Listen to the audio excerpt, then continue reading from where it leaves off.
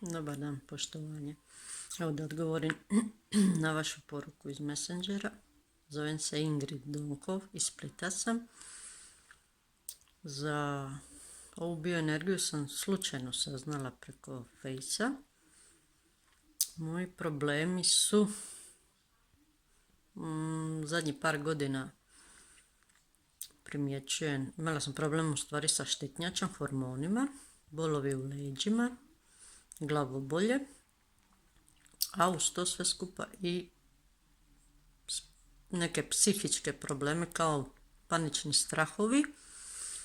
Nema neki određen strah, nego kompletno, općenito panični strahovi od ovoga, od onoga, depresija. Tako da se nekako vrtim u začaranom krugu.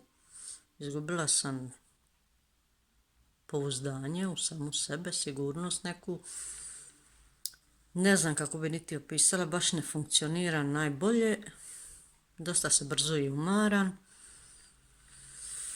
Sinoć pri vašem tretmanu ruke sam držala na prsima i jesam osjetila nakon možda 45 minuta, ne znam točno, jedno olakšanje, kao da mi neko skinja 5 kila s mene i lagane trce kroz konu mravi da idu kroz ruke, noge i tako. Ja se nadam i voljela bi to ponoviti. Pokušat ću četvrtak ponovo prisustvovati.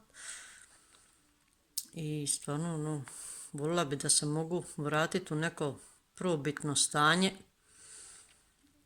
Ne znam što bih vam rekla ovako u kratkom periodu, ali ne funkcioniram. Mislim da psiha dosta mi tu nakon nekog, ajmo reći, traumatičnog života, šokova, stresova, je ovo došlo sad malo na naplatu. Bilo mi je drago, ugodno i nadam se da ćemo se vidjeti i sudjelovati u sljedećem seansu. Hvala.